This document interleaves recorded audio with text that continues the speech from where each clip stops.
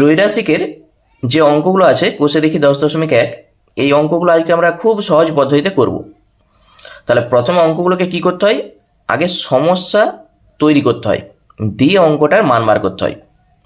তাহলে একেরটা কি বলেছে দেখো, বলেছে আজ আমার বাবা 390 টাকায় 15 কিগ্রা চাল কিনে এনেছেন। যদি 17 কিগ্রা একই রকম চাল কিনতেন তবে বাবা কত টাকা খরচ করতেন, ত্রৈরাশিক পদ্ধতিতে হিসাব করে লিখি।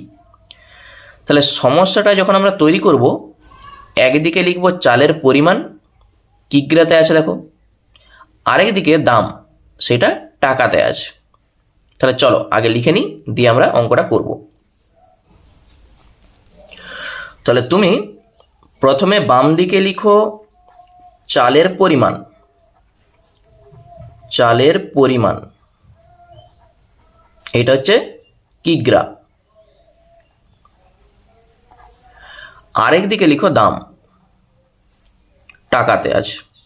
তাহলে টাকা কি বলা আছে দেখো, 390 টাকায় 15 কিগ্রা চাল কিনেছেন। তাহলে এখানে লিখো 390 আর এপাশে লিখো 15। তাহলে 17 কিগ্রা চালের দামটা কত হবে, এটা আমাদের চাইছে। 17 কিগ্রা চালের দাম কত, আমরা ধরে নিচ্ছি x টাকা। এরপর এখানে দেখো একটা জিনিস মনে রাখবে, যেটা আমাদের বার করতে বলবে সেটা সবসময় ডান দিকে রাখার চেষ্টা করবে, ঠিক আছে। আমাদের দাম চাইছে, দামটাকে আমরা ডান দিকে রেখেছি। তাহলে এখানে 15 কেজি চালের দাম 390 টাকা বলা আছে। তাহলে 17 কেজি চালের দাম সেটা বাড়বে না কমবে? ধরো তুমি 15 কেজি চাল কিনেছো 390 টাকায়, এবার 15 জায়গায় ধরো তুমি 50 কেজি চাল কিনবে, তাহলে নিশ্চয়ই দামটা বাড়বে, অনেক টাকা তোমাকে দিতে হবে। তাহলে চাল তুমি যত বেশি নেবে তোমাকে টাকাও কিন্তু বেশি দিতে হবে। তাহলে ওই যে একই জিনিস যখন হবে, হলে দুটাই কম না হলে দুটাই বেশি, তখন সেটা সরল সম্পর্ক। যদি উল্টোটা হয় তখন সেটাকে আমরা বলবো ব্যস্ত সম্পর্ক, ঠিক আছে। তাহলে চালের পরিমাণটাও বাড়ছে, তোমাকে দামও বেশি দিতে হবে, ওই জন্য এটা সরল সম্পর্ক। তাহলে এখানটায় তোমাকে শুধু লিখে দিতে হবে যেটা কি সম্পর্ক। তাহলে এখানটায় আমি লিখে দিচ্ছি যে চালের পরিমাণের সঙ্গে চালের দাম সরল সম্পর্ক, ঠিক আছে। এখানটায় শুধু লিখে দাও চালের পরিমাণের সঙ্গে চালের দাম সরল সম্পর্ক। তাহলে কি সম্পর্ক সেটা শুধু বলে দিতে হবে। এরপর যে সমানুপাতটা আমাদের হবে, দেখো পরপর আমরা লিখে যাব। যখন সরল সম্পর্ক বলা থাকবে এখান থেকে স্টার্ট করো, 1 2 3 4। তাহলে প্রথমে তুমি লিখো 15, আবার এই যে অনুপাতের চিহ্ন দাও 17, এরপর ডবল অনুপাত দিয়ে 390। দেখো কত সহজ আমরা করব, আবার অনুপাত x আমরা ধরেছি। তাহলে যখন সরল সম্পর্ক বলা থাকবে, মানে যখন সরল সম্পর্ক তুমি পাবে তখন এখান থেকে শুরুটা করবে, এটা 1 2 3 4 এইভাবে পরপর লিখে লিখে যাবে। একটা লিখবে, এইভাবে অনুপাত দিবে, আবার ডবল অনুপাত, আবার এই দুটা লিখবে। এখান থেকে তুমি একবারে সরাসরি বলবে অতএব x সমান, কিছু করার দরকার নাই, এই যে দুটা দেখতে পেয়েছো এই দুটার গুণ করো, মানে গুণ মানে এখানে শুধু গুণ চিহ্ন দিবে, আর নিচে প্রথমে যেটা থাকবে ভাগ করে দাও। দেখো এইটি হচ্ছে আমাদের অঙ্ক। এই দুটা কাছাকাছি থাকা, এই দুটা গুণ হবে, প্রথমটা সবসময় ভাগ হবে, ঠিক আছে। দেখো আমরা পরের অঙ্কগুলোও দেখবো কিভাবে হয়। কাটাকুটি করো, 17 দিয়ে কিন্তু কাটবে নি, তাহলে এইটাকে 3 দিয়ে কাটো, 3 5 15, 3 1 3, 3 3 9 0। এইটাকে একবার 5 দিয়ে দেখো হয়ে যাচ্ছে, 130কে 5 দিয়ে সাইডে ভাগ করো তুমি, একবারে কেটে যাবে, 5 2 10, 3 নামছে 0, 5 6 30। তাহলে আমরা পাচ্ছি কত, 26। তাহলে 26-এর সঙ্গে 17 গুণ করে দাও, কত হচ্ছে দেখো, এই যে 6 7 42 2, হাতে থাকবে 4, 7 2 14 আর 4 18, 26 1 26, তাহলে 2 8 6 14 4, হাতে থাকবে 1, 2 1 3 1 4, তাহলে 442। ঠিক আছে, তাহলে এক্স এর মান আমরা পেয়ে যাচ্ছি 442। যেটা আমাদের চাইছিল সেটা শুধু আমরা শেষে লিখে দেবো যে 17 কিগ্রা চাল কিনতে বাবা 442 টাকা খরচ করতেন। অতএব 17 কিগ্রা চাল কিনতে বাবা 442 টাকা খরচ করতেন। তাহলে এইভাবে আমাদের অঙ্কগুলো করতে হয়।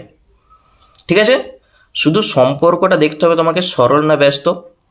যদি সরল হয় পরপর এইভাবে যাবে 1 2 3 4, আর যদি ব্যস্ত হয় সেটাও আমরা পরে বলছি যখন আমরা অঙ্ক করব। চলো, আর কাটাকুটিটা তোমরা খুব সহজেই করতে পারবে। এরপর দুইয়েরটা কি বলেছে, যে ভেঙ্কট মামা 20 মিটার ছিট কাপড়ে একই মাপের 4টি জামা তৈরি করবেন। একই রকম 12টি জামা তৈরি করতে হলে ভেঙ্কট মামাকে কত মিটার ছিট কাপড় কিনে দিতে হবে ত্রৈরাশিক পদ্ধতিতে হিসাব করে লিখি। তাহলে এখানে কি কি আছে, এখানে একটা হচ্ছে জামার সংখ্যা আছে, দেখতে পেয়েছো এই যে 4টি 12টি। আরেকদিকে আমরা লিখব যে কাপড়ের পরিমাপ, সেটা মিটারে বলে দেওয়া আছে। আমাদের চাইছে কি কত মিটার ছিট কাপড় কিনে দিতে হবে, তাহলে এইটাকে আমরা শেষে রাখবো, যেটা বার করতে বলবে সেটা ডান দিকে রাখবো। তাহলে চলো সমস্যাটা আগে লিখে নিই। তাহলে একদিকে তুমি লিখে দাও জামার সংখ্যা, ব্র্যাকেটে টি লিখতে পারো। আরেকদিকে তুমি লিখো কাপড়ের পরিমাণ। ঠিক আছে, কাপড়ের পরিমাণ সেটা কিসে আছে, মিটারে। তাহলে মিটার পরপর লিখে যাও। তাহলে 20 মিটার ছিট কাপড়ে 4টি জামা তৈরি করবেন। এখানে লিখো 20, 4টি জামা তৈরি করবেন। তাহলে 12টি জামা তৈরি করতে কত মিটার কাপড় লাগবে, আমরা ধরে নিচ্ছি সেটা এক্স। তাহলে এক্স মিটার কাপড় লাগবে। তাহলে এইটা তোমাকে প্রথমে বুঝতে হবে যে কি সম্পর্ক। ধরো তুমি মনে মনে ভাবো যে আমি 4টা জামা তৈরি করছি, আমার যে পরিমাণ ছিটটা লাগবে, আমি যদি 4টার বদলে 10টা জামা তৈরি করি তাহলে অনেক বেশি ছিট আমাদের লাগবে। তাহলে জামার সংখ্যাটাও বাড়ছে, ওই জন্যে ছিট সংখ্যা কী হবে, সেটাও বাড়বে। তাহলে এইটা আমাদের সরল সম্পর্ক, দুটাই বাড়ছে। তাহলে এখানটাই তুমি লিখে দাও যে জামার সংখ্যার সঙ্গে কাপড়ের পরিমাণ সরল সম্পর্ক। তাহলে জামার সংখ্যার সঙ্গে কাপড়ের পরিমাণ সরল সম্পর্ক, সরল সম্পর্ক। এখানে যেটা লেখা থাকবে সেটা দেখে দেখে তুমি লিখে দাও। এরপর প্রথমে লিখো 4, যেহেতু সরল, এই যে 1 2 3 4 পরপর লিখে যাও। অনুপাত 12, দুটা লেখার পর এভাবে ডবল অনুপাত দাও, দিয়ে লিখো 20, দিয়ে লিখো এক্স। তাহলে এখান থেকে তুমি এক্স সমানে কত পাবে, আমি কি বলেছি, এই যে এই দুটির গুণ করো আর প্রথমটা যে নিচে ভাগ করে দাও।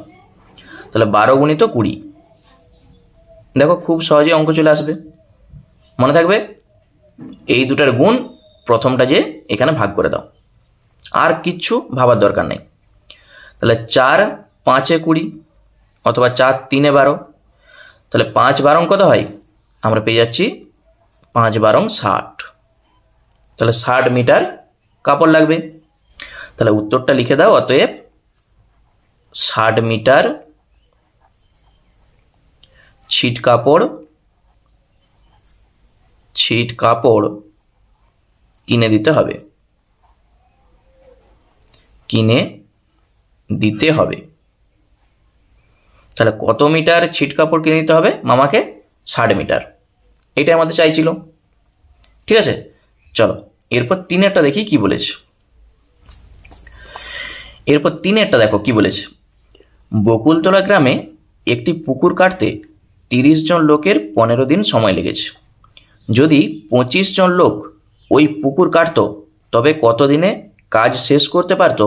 ত্রৈরাশিক পদ্ধতিতে হিসাব করে লিখি। তাহলে এখানে দুটি জিনিস আছে, একটা জন আর একটা দিন। তাহলে আমাদের চাইছে কি কত দিনে কাজটা শেষ করতে পারবে। তাহলে দিনটাকে আমরা ডান দিকে রাখবো। তাহলে 30 জন লোকের 15 দিন সময় লেগেছে, 25 জন লোকের কত দিন সময় লাগবে। তো চলো অঙ্কটা করা যাক। তাহলে বাম সাইডে লিখে দাও লোক সংখ্যা। লোক সংখ্যা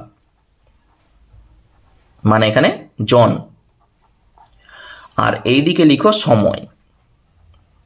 সময়টা কিসে আছে? দিনে। তাহলে দিন। এরপর 30 জন লোকের 15 দিন সময় লাগছে, তাহলে বলেছে 25 জন লোক কত দিন সময় লাগবে। ধরে নাও এক্স দিন, ব্র্যাকেটে আমরা এক্স লিখে দিয়েছি। জন আর দিনের মধ্যে জানবে সব সময় ব্যস্ত সম্পর্ক হবে, মানে জন বাড়লে দিন কমে যায়, আবার জন কমে গেলে দিন বেড়ে যায়। একটা সাধারণ উদাহরণ দিই আমি তোমাদের। ধরো 30 জন লোক বলেছে, তো আমি ধরছি 10 জন লোক। 10 জন লোকের একটা পুকুর কাটতে ধরো 20 দিন সময় লাগছে, আমি ধরে নিচ্ছি। তাহলে 10 জনের জায়গায় তুমি 20 জন যখন লাগিয়ে দিবে, তাহলে অনেক তাড়াতাড়ি পুকুরটা কাটা হয়ে যাবে।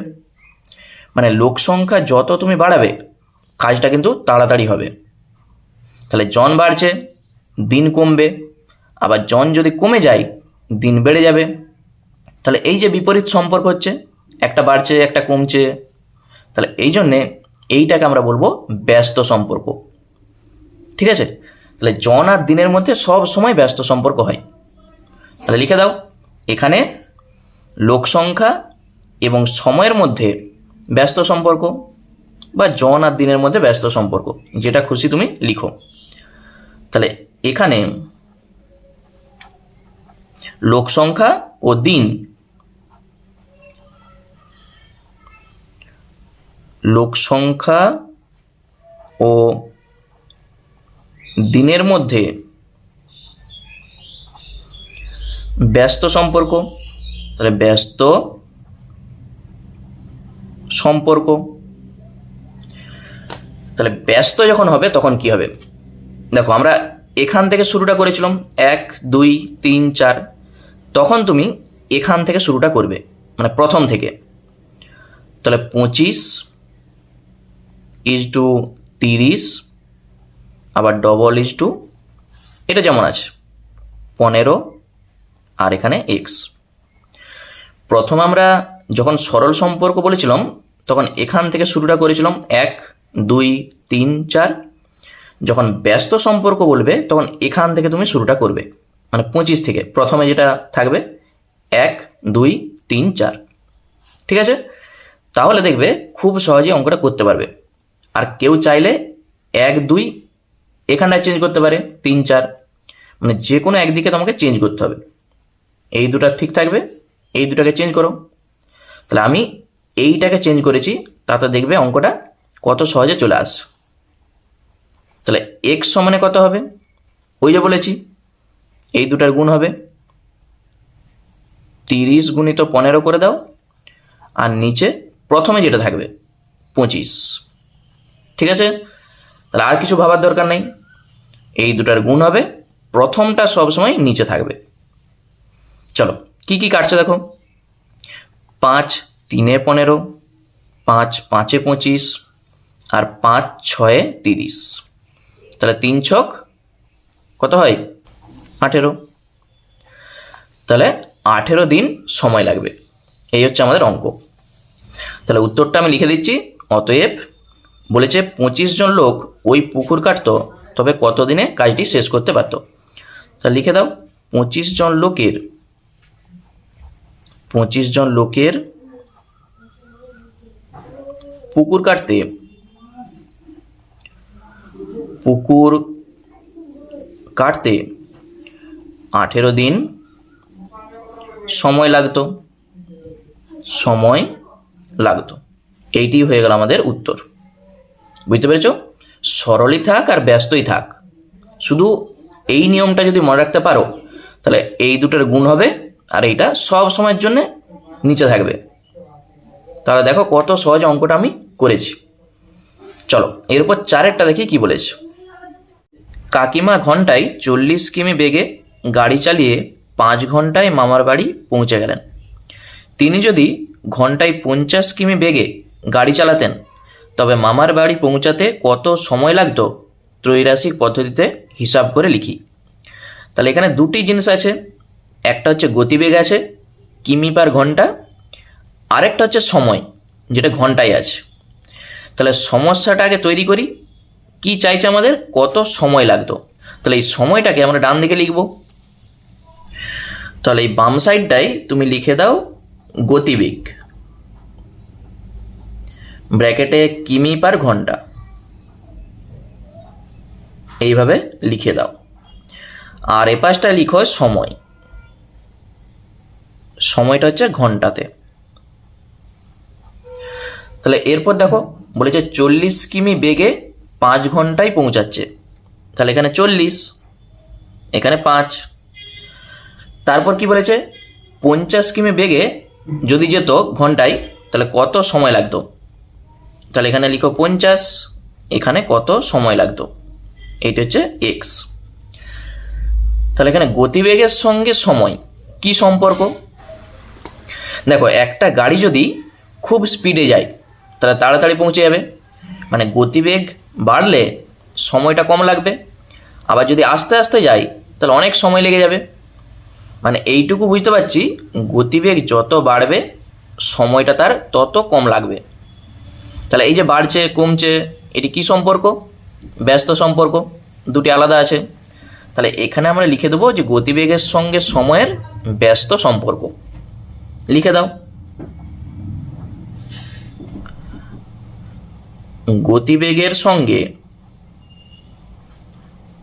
সময়ের ব্যস্ত সম্পর্ক।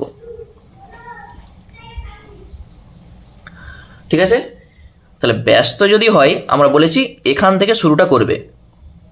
তাহলে 50 অনুপাত 40 দিয়ে ডবল অনুপাত দাও, আর এটা 5x যেমন আছে পরপর। সরল যখন বলবে তখন এখান থেকে শুরুটা করব পরপর, ব্যস্ত মানে ঠিক উল্টে দাও, এখান থেকে শুরুটা করো। 50 অনুপাত 40 ডবল অনুপাত 5 অনুপাত x। ঠিক আছে? আমি এইটাকে উল্টাচ্ছি, কেউ চাইলে এইটাকে উল্টে লিখতে পারে, মানে এইটা 1 2 আর এখানে এটা 3 এটা 4, এইভাবে লিখতে পারো। আর এইটা লেখা সব থেকে সুবিধা, কারণ দেখো শেষে যদি তুমি সবসময় এক্সটাকে রাখো তাহলে আমি কি বলেছি, এক্স সমান বার করতে অত তোমাকে ভাবতে হবে না, এই দুটাই গুণ করে দাও, এইটাকে যে ভাগ করে দাও। তাহলে 40 গুণিত 5 নিচে 50, একবারে শর্টকাট নিয়ম। প্রথমটা মনে রাখবে সব সময় নিচে ভাগ হয়ে যাবে আর বাকি দুটা গুণ করে দেবে। তাহলে 0 সঙ্গে 0 কাটো, 5-এর সঙ্গে 5 কাটো, পাচ্ছি কত আমরা? x সমানে 4। তাহলে গতিবেগ যদি 50 কিমি পার ঘন্টা হয় তাহলে তার 4 ঘন্টা সময় লাগবে। তাহলে অঙ্ক শেষ, উত্তরটা লিখে দাও। অতএব মামার বাড়ি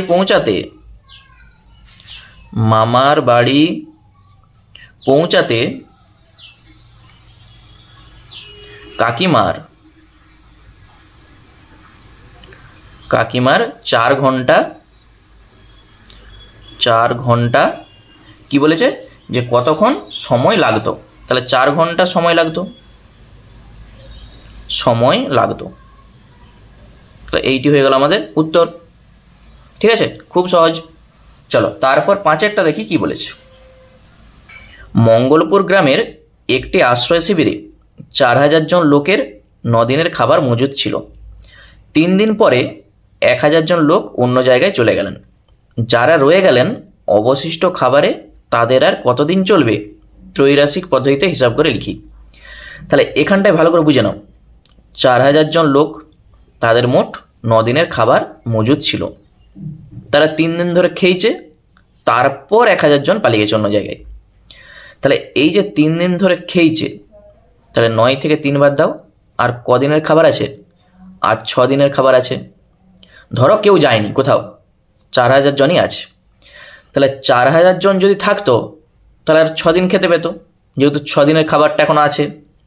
এরপর এখান থেকে 1000 তুমি বাদ দিয়ে দাও, যেহেতু অন্য জায়গায় চলে যাচ্ছে। তাহলে তখন 3000 জনের আর কতদিন চলবে? তাহলে 4000 জনের যদি 6 দিন চলে ওই খাবারটা, তাহলে 3000 জনের আর কতদিন ওই খাবারটা চলবে? শুধু এই জিনিসটা আমাদের বার করতে বলেছে। তাহলে এখানেও দেখো দুটি জিনিস আছে, একটা লোক সংখ্যা আর একটা দিন সংখ্যা। মানে একটা আমরা প্রথমে লিখছি লোক সংখ্যা ব্র্যাকেটে তুমি লিখে দাও জন, আরেকটা সময় ব্র্যাকেটে দিন। এরপর 4000 জনের 9 থেকে তুমি 3 বাদ দিয়ে দাও, 6 দিনের চলবে। তাহলে 4000 মাইনাস 1000 চলে যাচ্ছে 1000। তাহলে 3000 জনের অবশিষ্ট খাবারটাই আর কতদিন চলবে? এই হচ্ছে আমাদের অঙ্ক। আমরা ধরে নিচ্ছি x দিন চলবে। বুঝতে পেরেছ? 4000 জনের যদি 6 দিন চলে, 3000 জনের অবশিষ্ট খাবারে কদিন চলবে সেটা আমরা ধরেছি x দিন চলবে। আমি আগেই বলে এসেছি, জন আর দিন যেখানেই দেখতে পাবে চোখ বন্ধ করে সেটি ব্যস্ত সম্পর্ক লিখে দেবে। কারণ জন যত বাড়বে, লোক সংখ্যা যত বাড়বে, দিন সংখ্যা তত কমবে, লোক সংখ্যা কমলে দিন সংখ্যা বাড়বে। সব সময় ব্যস্ত সম্পর্ক। তাহলে লিখে দাও, লোক সংখ্যা ও দিনের মধ্যে ব্যস্ত সম্পর্ক। ঠিক আছে, বা জন ও দিনের মধ্যে ব্যস্ত সম্পর্ক। তাহলে প্রথমে ব্যস্ত যদি হয়, এখান থেকে আমি শুরু করতে বলেছি। 3000, 4000, আবার ডবল অনুপাত 6x, 6x। ঠিক আছে, তাহলে বা এখান থেকে তুমি একবারে x সমানে কত হবে? এই দুটার গুণ। তাহলে 4000 গুণিত 6, আর প্রথমে যেটা থাকবে নিচে যে ভাগ করে দেবে। কি কাটছে দেখো, 3টা 0, 3টা 0 কেটে দাও, 3 2 6। তাহলে x সমানে হয়ে যাবে কত? 8। তাহলে অবশিষ্ট খাবারে আর 8 দিন চলবে। তাহলে অতএব উত্তরটা আমি লিখে দিচ্ছি, অবশিষ্ট খাবারে তাদের 8 দিন চলবে, 8 দিন চলবে। তাহলে আমাদের উত্তর হয়ে গেল। তাহলে বুঝতেই পারছো কত সহজ। চলো তারপর 6-টা দেখি কি বলেছে। দেখো 6-টা বলেছে, নসিবপুর গ্রামের একটি খামারের 42 জন সদস্য 24 দিনে খামারের সমস্ত জমি চাষ করতে পারেন, কিন্তু চাষের মরশুমে 6 জন সদস্য হঠাৎ অসুস্থ হয়ে পড়েন। খামারের সমস্ত জমি চাষ করতে অবশিষ্ট জনের কতদিন সময় লাগবে ত্রৈরাশিক পদ্ধতিতে হিসাব করে লিখি। তাহলে প্রথমে 42 জন সদস্য 24 দিনে সমস্ত জমি চাষ করে। এরপর এখান থেকে দেখো 6 জন আবার অসুস্থ হয়ে যাচ্ছে, তাহলে এখান থেকে তুমি 6 বাদ দিয়ে দাও, কত হবে? 36 জন কত দিনে জমিটি চাষ করবে। তাহলে একদিকে জন আর একদিকে দিন, ঠিক আগের অঙ্কটার মতো। তাহলে এইটাও আমরা বলতে পারবো ব্যস্ত সম্পর্ক, জন আর দিন আছে। বাম সাইডটাই লিখে দাও লোক সংখ্যা, সেম আগের অঙ্কটার মতো, ব্র্যাকেটে জন, আরেকটা এপাশে লিখো সময়, এখানে হচ্ছে দিন। এটা হচ্ছে আমাদের সমস্যা। তাহলে প্রথমে 42 জন সদস্য ছিল, 24 দিনে সমস্ত কাজ করে দিচ্ছিল। এরপর 42 থেকে 6 বাদ দিয়ে দাও, মানে 36 জন এখন আর আছে, তাদের কতদিন সময় লাগবে? আমরা ধরে নিচ্ছি x দিন সময় লাগবে। ঠিক আছে, সমস্যা আমাদের রেডি। তাহলে এখানে আমরা লিখে দেবো লোক সংখ্যা ও দিনের মধ্যে ব্যস্ত সম্পর্ক। তাহলে ব্যস্ত হয়ে যা মানে এখান থেকে শুরুটা হবে, 36 অনুপাত 42 ডবল অনুপাত 24 আর এখানে x।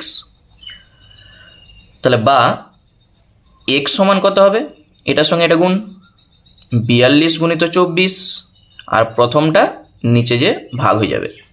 তাহলে এখানে কি কাটবে, 6 দিয়ে কেটে দাও, 6 6 36, 6 4 24, 6 7 42। তাহলে 4 7 আমরা পেয়ে যাচ্ছি x সমানে 28। তাহলে আমাদের কি চাইছিল, যে খামারের সমস্ত জমি চাষ করতে অবশিষ্ট জনের কতদিন সময় লাগবে। তাহলে অতএব অবশিষ্ট জনের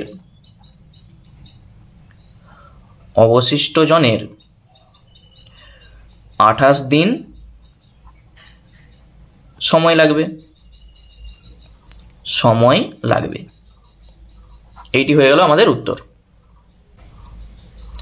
চলো এরপর 7-এরটা দেখি কি বলেছে। দেখো 7-এরটা বলেছে একটি কারখানায় 1000টি যন্ত্রাংশ তৈরি করতে 16টি মেশিনের 27 দিন সময় লাগে। যদি ওই কারখানায় আরও 2টি মেশিন হয় তাহলে একই সংখ্যক যন্ত্রাংশ তৈরি করতে কতদিন সময় লাগবে, ত্রৈরাশিক পদ্ধতিতে হিসাব করে দেখি। তাহলে এই যে দেখো একই সংখ্যক যন্ত্রাংশ মানে ওই 1000টা যন্ত্রাংশ, তাহলে 16টি মেশিনের 27 দিন সময় লাগছে, আরও 2টি মেশিন বসানো হচ্ছে। তাহলে 16 ছিল, আরও 2টা মেশিন বসাও, তাহলে কত হবে, মোট 18টা মেশিন। তাহলে এই 18টা মেশিনের কতদিন সময় লাগবে, বুঝতে পেরেছ? তাহলে এখানে দুটি জিনিস আমরা লিখব, একদিকে লিখব মেশিনের সংখ্যা আর একদিকে লিখব সময়। এই যন্ত্রাংশ লেখার দরকার নেই, কারণ যন্ত্রাংশ দেখো একই আছে, 1000টা যন্ত্রাংশই বলা আছে, ওই যে একই সংখ্যক। তাহলে শুধু এই দুটার মধ্যে আমাদের কাজ হবে। চলো অঙ্কটা করা যাক। তাহলে বাম সাইডে আমরা লিখে দিচ্ছি মেশিনের সংখ্যা, ব্র্যাকেটে তুমি টি লিখতে পারো, আর একদিকে হচ্ছে সময়, ব্র্যাকেটে দিন বলা আছে। বলেছে 16টি মেশিন 27 দিন সময় লাগাচ্ছে, আরও 2টা মেশিন বসাচ্ছে, তাহলে 16 + 2 মানে 18টি। কতদিন সময় লাগবে ওই 1000টা যন্ত্রাংশ তৈরি করতে? আমরা ধরে নিচ্ছি যে x দিন সময় লাগবে। এরপর এখানে তুমি ভাবো যে এই দুটার মধ্যে কি সম্পর্ক। মেশিনের সংখ্যা যত বাড়বে সময় তত কম লাগবে, আবার মেশিন যত কমে যাবে সময় তত বেশি লাগবে। ধরো আমি একটা উদাহরণ দিই, যে একটা জমিতে বা 1 বিঘা জমিতে তুমি একটা ট্র্যাক্টর লাগিয়েছো, সেটা 5 দিন সময় লাগাচ্ছে জমিটা চাষ করতে। তাহলে এই একটার জায়গায় তুমি যদি 5টা ট্র্যাক্টর দাও তাহলে নিশ্চয়ই অনেক কম সময় করে দেবে। মানে মেশিনের সংখ্যা যত তুমি বাড়াচ্ছ দিন সংখ্যাটা তত কম লাগবে। ওই জন্যে এই দুটার মধ্যে সবসময় ব্যস্ত সম্পর্ক হবে। তা আমি লিখে দিচ্ছি মেশিনের সংখ্যা ও দিন সংখ্যার মধ্যে ব্যস্ত সম্পর্ক। তাহলে মেশিনের সংখ্যা ও দিন সংখ্যার মধ্যে বা দিন সংখ্যার সঙ্গে ব্যস্ত সম্পর্ক। ঠিক আছে, তাহলে ব্যস্ত মানে এখান থেকে শুরুটা হবে 18 16, আবার ডবল অনুপাত দিয়ে দাও, দিয়ে লিখো 27 আর এটা হচ্ছে x। ঠিক আছে, এইটা যেমন আছে পরপর থাকবে, শুধু এইটাকে উলট পালট করে দাও, প্রথমে এইটা তারপর এইটা, আর সরল হওয়া মানে পরপর এখান থেকে শুরুটা হবে। তাহলে বা x সমানে কত হবে, এই প্রথমটা সব সময় নিচে থাকবে আর এই দুটার গুণ 16 গুণিত 27।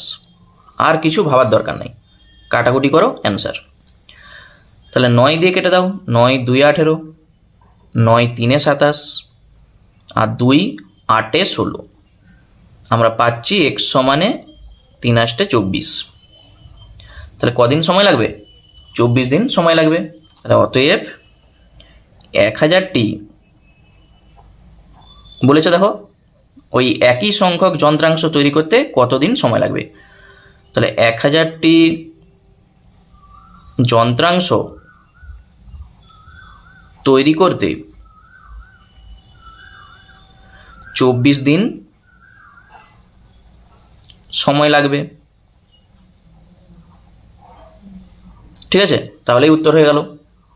এরপর 8 দাগেরগুলো দেখো কি বলেছে। দেখো 8 দাগের বলেছে নিচের পারস্পরিক সম্পর্কগুলি দেখি, গণিতের গল্প তৈরি করি ও ত্রৈরাসিক পদ্ধতিতে উত্তর খুঁজি। তাহলে এইটা আমাদের দেখো সমস্যাটা তৈরি করে দিয়েছে। এখানে যেমন লেখা ছিল আমরা সমস্যাটা তৈরি করতাম, এখানে সেটা তৈরি করা আছে, তোমাকে এরকম লিখতে হবে আগে, দিয়ে আমাদের উত্তরটা কত হবে সেটা বার করতে বলেছে। তাহলে প্রথমেরটা যা আছে আমি আগে লিখে নিচ্ছি, দিয়ে আমরা একটা গল্প তৈরি করব, তারপর মানটা বার করব। দেখো এখানে পেনের সংখ্যা আছে আর এখানে মোট পেনের দাম আছে। তাহলে গল্প তুমি যেভাবে খুশি তৈরি করতে পারো, ঠিক আছে, তোমার যেটা মনে আসছে সেটাই তুমি লিখে দাও। এখানে আমি খুব সহজে লিখে দিচ্ছি যে 25টি পেনের দাম যদি এত টাকা হয় তাহলে 12টি পেনের দাম কত টাকা। ঠিক আছে, তাহলে আমাদের গল্প তৈরি হয়ে গেল। তুমি কোনো নাম দিতে পারো, তাহলে আমি এখানে লিখে দিচ্ছি গল্প বলে।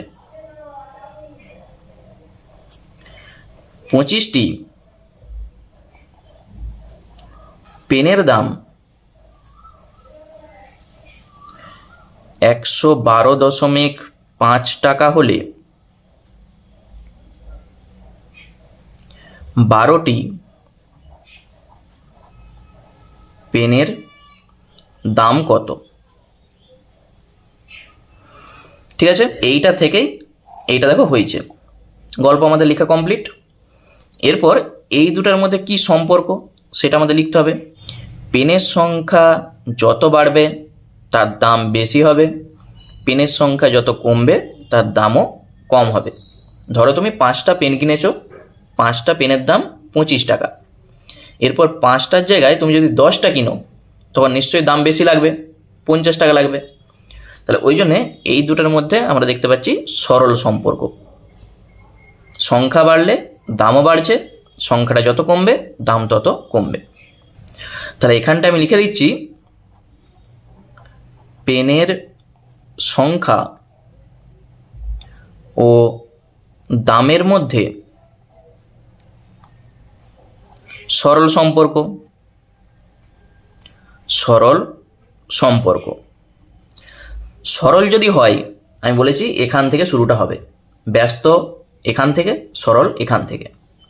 তাহলে 25:12 ডবল অনুপাত 112.5 অনুপাত এটা কত, এখানে আমি ধরে নিচ্ছি এক্স।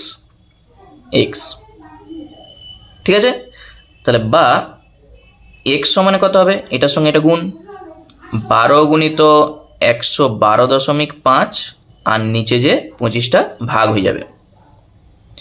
এই দশমিকটাকে তুলে দাও, একটার পর দশমিক আছে ওই জন্য নিচে তুমি একটা 10 করে দাও, এটা তুলে দিয়ে একটার পর দশমিক ওই জন্য একের গায়ে একটা শূন্য। কত দিয়ে কাটবে, দেখো শেষে 5 আছে, এখানেও শেষে 5 আছে, শেষে 5 থাকা বা শূন্য থাকা মানেই সেটা 5 দিয়ে অবশ্যই কাটবে। 5 5 25 আর এখানে 5 দিয়ে যদি ভাগ করো, সাইডে তুমি ভাগ করে দেখে নাও, 5 দিয়ে 1 1 2 5, 5 2 10, 1 12, আবার 5 2 10, 2 নামছে 5, 5 5 25। তাহলে আমরা পাচ্ছি 225, কেটে দিয়ে 225। আবার 5 দিয়ে এটাকে কেটে দাও, তাহলে 5 4 20, 2 থাকলো 25, 5 5 25, না হলে তুমি এইভাবে ভাগ করে দেখে নাও। আবার এটার সঙ্গে এটা কাটবে, এটাও কাটবে, যেটা খুশি। 5 2 10, 5 9 45, 2 6 12। তাহলে 6 লং কত? x সমানে 54। তাহলে 12টি পেনের দাম কত হবে? 54 টাকা। অতএব 12টি পেনের দাম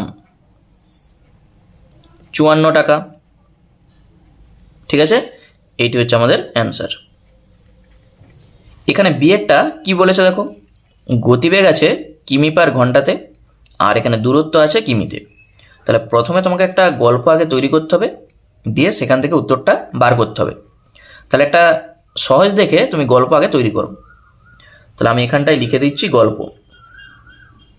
ধরো আমি একটা গল্প বলছি যে রাম 9 কিমি পার ঘন্টা বেগে গাড়ি চালিয়ে কিছু সময়ে 112.5 কিমি পথ যায়।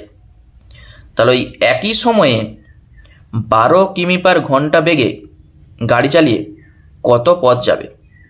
তাহলে দেখো এইটার গল্প আমাদের তৈরি হয়ে গেল।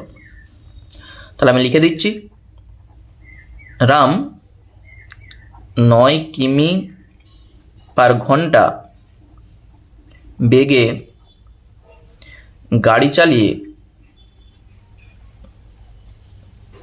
চালিয়ে কিছু সময়ে, একটা কিছু সময়, সেই সময়টা কত আমাদের দরকার নেই জানার। তাহলে কিছু সময়ে, সেটা 5 ঘন্টা হতে পারে, 10 ঘন্টা হতে পারে। তাহলে কিছু সময়ে 112.5 কিমি পথ যায় বা অতিক্রম করে। তাহলে ওই সময়ে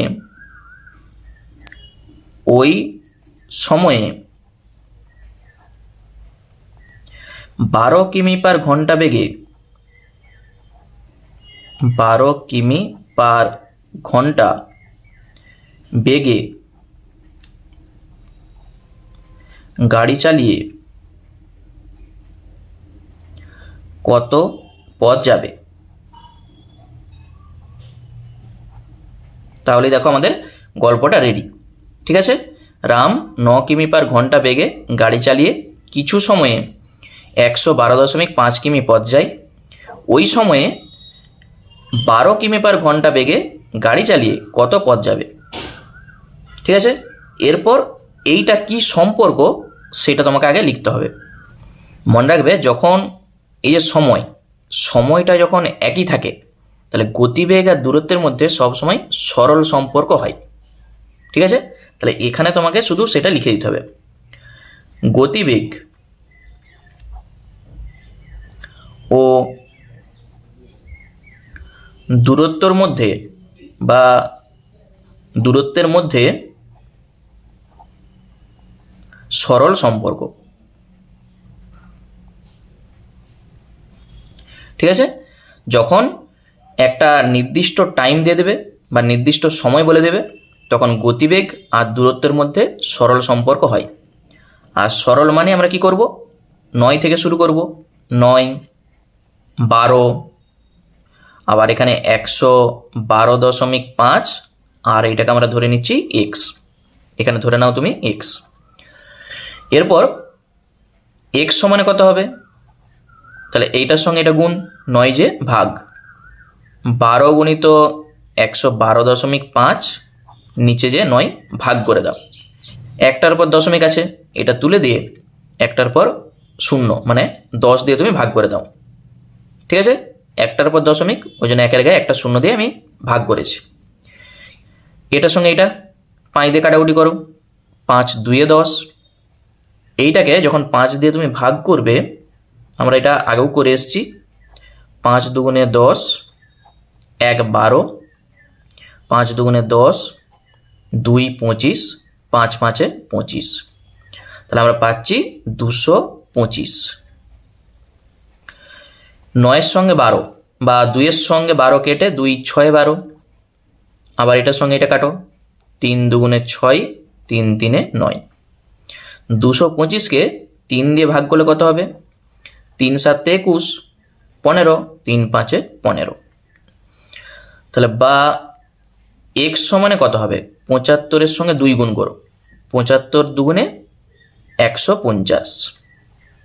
ঠিক আছে, এক্সের মান আমরা পেয়ে গেছি 150। তাহলে গাড়ি চালিয়ে কত পথ যাবে, 150 কিমি পথ যাবে। তাহলে অতএব গাড়ি চালিয়ে 150 কিমি পথ যাবে। ঠিক আছে, রাম 12 কিমি পার ঘন্টা বেগে গাড়ি চালিয়ে 150 কিমি পথ যাবে। এইটা হয়ে গেল আমাদের অ্যান্সার। এরপর সি এরটা দেখো, এখানে বলেছে পাম্প সংখ্যা আর এখানে সেচের জমির পরিমাণ বিঘাতে আছে। তাহলে প্রথমে আগে তোমাকে গল্প তৈরি করতে হবে। তাহলে খুব সহজেই তুমি একটা আগে গল্প লিখে দাও। 6টি পাম্প দিয়ে এত বিঘা জমি সেচ করা যায়। তাহলে 13টি পাম্প দিয়ে কত বিঘা জমি সেচ করা যাবে, একবারে সহজ, অত কিছু ভাবার দরকার নেই। তাহলে এখানে লিখে দাও গল্প। 6টি পাম্প দিয়ে 31.2 বিঘা জমি বা জমির সেচ করা যায়। তবে 13টি পাম্প দিয়ে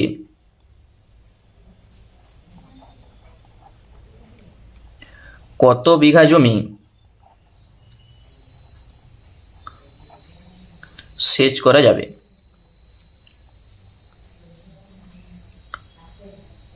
ঠিক আছে, খুব সহজেই আমাদের গল্পটা তৈরি হয়ে গেল। তাহলে এখানে এই দুটার মধ্যে কি সম্পর্ক সেটা তোমাকে বলতে হবে। পাম্পের সংখ্যা যদি বাড়ে তাহলে জমিতে সেচের পরিমাণ বেশি হবে, যদি কমে তাহলে সেচ কম হবে। বুঝতে পেরেছো? মানে মেশিনের সংখ্যা তুমি যত বাড়াবে তত তোমার বেশি জমি সেচ করতে পারবে তুমি, আর যত কমাবে তাহলে কম জমি সেচ করতে পারবে। এইটা বাড়লে এইটাও বাড়বে, এইটা কমলে এটাও কমবে। কি সম্পর্ক? সরল সম্পর্ক। যদি উল্টা হতো তখন ব্যস্ত সম্পর্ক হতো। তাহলে এখানে লিখে দাও যে পাম্পের সংখ্যা এবং জমির পরিমাণ সরল সম্পর্কে আছে। তাহলে লিখে দিচ্ছি আমি, পাম্প সংখ্যা ও জমির পরিমাণ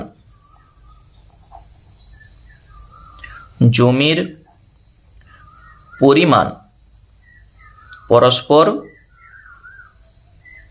সরল সম্পর্ক।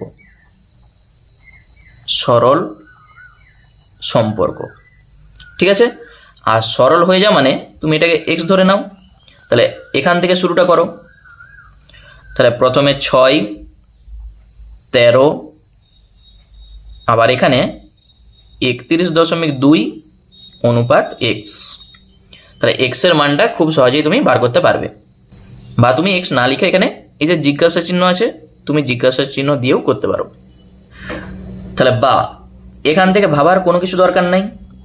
এক্স সমানে কত হবে, এই যে 6 প্রথমে আছে এটাকে নিচে লিখো, এই দুটার গুণ 13 গুণিত 31.2, দশমিক তুলে দাও।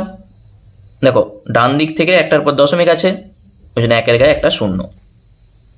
ঠিক আছে, এরপর এখানে কাটাকুটি করো। এই যে 312কে একবারে 6 দিয়ে ভাগ করে দেখো কেটে যাচ্ছে। তাহলে 5 ছক 30, 1 2 12, 6 দুগুণে 12। দেখতে পাচ্ছ কত হচ্ছে, 52। তাহলে 52। এরপর এইটার সঙ্গে দেখো এটা কাটাকুটি হবে। তুমি যদি 2 দিয়ে কাটো, 2 5 10, 2 26 52। সেই 5 আর কারোর সঙ্গে কিন্তু কাটবে না। তাহলে গুণ করে তোমাকে ভাগ করতে হবে, দশমিক আসবে। সব থেকে সুবিধা হয় এটা কাটাকুটি আর না করে এটার সঙ্গে এটা গুণ করে দাও। যেহেতু নিচে 10 আছে তাহলে একটার পর দশমিক বসিয়ে দাও। যেমন এখানে আমি দশমিক তুলে 10 করেছি, তুমি একই জিনিস গুণ করে একটার পর দশমিক বসিয়ে দাও। এটি হচ্ছে সব থেকে সহজ পদ্ধতি। তাহলে এক্স সমানে কত হবে, 52-র সঙ্গে 13 গুণ করো, কত হচ্ছে দেখো, 3 দুগুণে 6, 3 5 15, আর 52 একে 52, 6। 7 6, তাহলে হচ্ছে 676, নিচে আছে 10, তাহলে এইটাকে তুমি লিখতে পারো একটার পর দশমিক, 6 7.6। দেখো দশমিক তুলা মানেই এই জিনিসটা আবার চলে আসবে। তাহলে এখান থেকে আমরা বলতে পারবো অতএব উত্তরটা লিখে দাও যে 13টি পাম্পের সাহায্যে 67.6 বিঘা জমি বা 6 বিঘা জমিতে সেচ করা যাবে। ঠিক আছে, তাহলে অ্যান্সারটা আমাদের হয়ে গেল। চলো আরেকটা যেটা আছে আমাদের ডিএডটা। এরপর ডিএডটা দেখো কি বলেছে, বলেছে প্রতি ছাত্রের দৈনিক বরাদ্দ দানাশস্য গ্রামে আছে, আর এখানে ছাত্র সংখ্যা জন। তাহলে প্রথমে আগে একটা গল্প তোমাকে আগে তৈরি করতে হবে। তাহলে গল্পটা কি হবে, আমি লিখে দিচ্ছি গল্প। এখানে দৈনিক বরাদ্দ বলা আছে দানাশস্য, সেটা দানাশস্য চাল ডাল গম যা খুশি হতে পারে। তাহলে এখানে গল্পটা কি আমরা বলবো, একটি বিদ্যালয়ে 425 জন ছাত্রর মধ্যে দৈনিক দানাশস্য বরাদ্দ হয় 306 গ্রাম। তাহলে 458 জন ছাত্রের জন্য দৈনিক দানাশস্য বরাদ্দ হবে কত গ্রাম। দেখো খুব সহজেই গল্পটা লেখা যাবে। ঠিক আছে, তাহলে আমি লিখে দিচ্ছি একটি বিদ্যালয়ে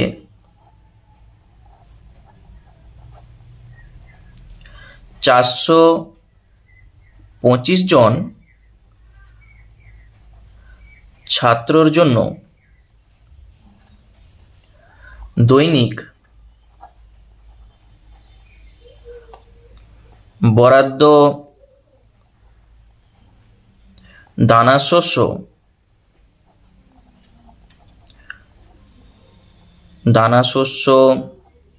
তাহলে একটি বিদ্যালয়ে 425 জন ছাত্রের জন্য দৈনিক বরাদ্দ দানাশস্যর পরিমাণ 306 গ্রাম। যদি ছাত্র সংখ্যা, আমি আরেকটু যোগ করে দিচ্ছি, যদি ছাত্র সংখ্যা বেড়ে 458 জন হয়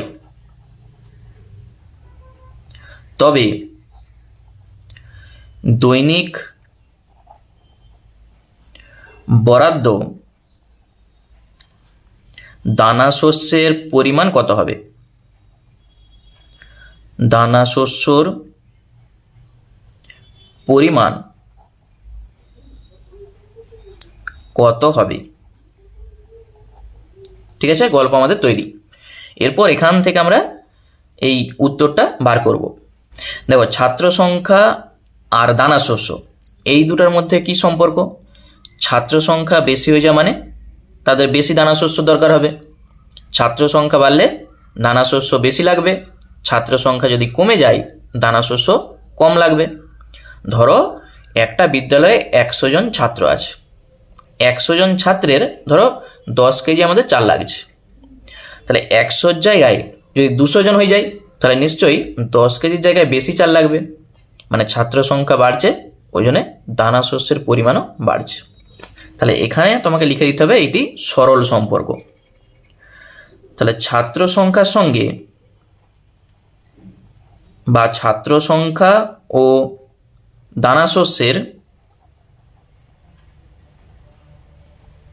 দানাশস্যর মধ্যে সরল সম্পর্ক। ঠিক আছে, তাহলে এইটাকে আমরা ধরে নিচ্ছি এক্স।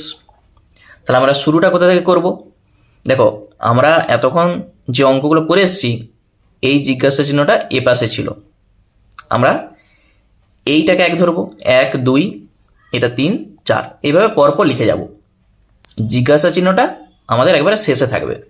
তাহলে এখান থেকে একটা আমরা শুরু করব, যদি ব্যস্ত হতো তাহলে এখানে 1 2 3 4 এইভাবে যেতাম। তাহলে এখানে লিখে দাও 425 অনুপাত 458 ডবল অনুপাত 306 অনুপাত এক্স। ঠিক আছে, এক্সটা আমাদের শেষে থাকবে। তাহলে এখান থেকে এক্স সমানে কত হবে, এটা নিচে থাকবে প্রথমটা, আর এই দুটা গুণ হয়ে যাবে 306। তাহলে কাটাকুটি করো। তাহলে এইটাকে আমরা দেখতে পাচ্ছি কাটাকুটি করা যাবে না। কি করতে হবে, এইটার সঙ্গে এটা গুণ করে এটা দিয়ে ভাগ করতে হবে। তাহলে বা এক্স সমান, তাহলে এইটার সঙ্গে এটা গুণ করো, তোমরা গুণ করতে জানো, আমি গুণটা আর দেখাচ্ছি নি। তাহলে এইটার সঙ্গে এটা গুণ করলে যেটা হবে, আমি আর গুণটা করছি নি, 140 148। তাহলে এখানে আমরা পাচ্ছি 1,40,148 আর নিচে 425। এটার সঙ্গে এটা গুণ করতে এটা আমাদের আসবে। এরপর এইটাকে যখন আমরা ভাগ করব দশমিকে কিন্তু মিলে যাবে। তাহলে ভাগটা আমি তোমাদের একটু সাইডে দেখিয়ে দিচ্ছি, দেখো কিভাবে ভাগটা করবে। এইটা আছে, এটা কিন্তু দশমিক নয়, এটা কমা, তাহলে 148। তাহলে প্রথমে এটাকে 3 দিয়ে যাবে, কত হবে 1275। তাহলে এখানে আমি লিখে দিচ্ছি 1275। বিয়োগ করো, 5 আছে 11 হবে 6, 7 একে 8, 8 আছে 10, 2, 2 একে 3, 3 আছে 4, 1, আর এই 4টা নেমে যাবে। এরপর 3 দিয়ে করলে 1275 হয়ে যাবে, আছে এখানে 1264, তাহলে 2 দিয়ে যাবে 850। ঠিক আছে, কত হবে 4, 5 আছে 6, 1, 8 আছে 12 হবে 4, আর 1 একে মিলে যাবে, এই 8 নেমে যাবে। এরপর যাবে 9 দিয়ে, 425কে 9 দিয়ে যখন আমরা গুণ করব আমরা পাবো 3825। বিয়োগ করো, 3, 2 আছে 4, 2, 8 আছে 11 হবে 3, তাহলে 323.0। এরপর যাবে 7 দিয়ে, তাহলে 7 দিয়ে যখন আমরা করব পাবো 2975। 5 আছে 10, 5, 7 একে 8, 8 আছে 13 হবে 5, 9 একে 10, 10 আছে 12 হবে 2, হাতের 1, এটা মিলে যাবে। তাহলে দশমিকের জন্য একটা শূন্য বসবে, 2550।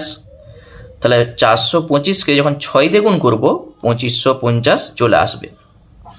তাহলে এখানে উত্তরটা হয়ে যাবে কত, 3296.76। তাহলে এক্স এর মান আমরা পেয়ে গেছি। তাহলে এখানে আমি লিখে দিচ্ছি, অতএব দৈনিক বরাদ্দ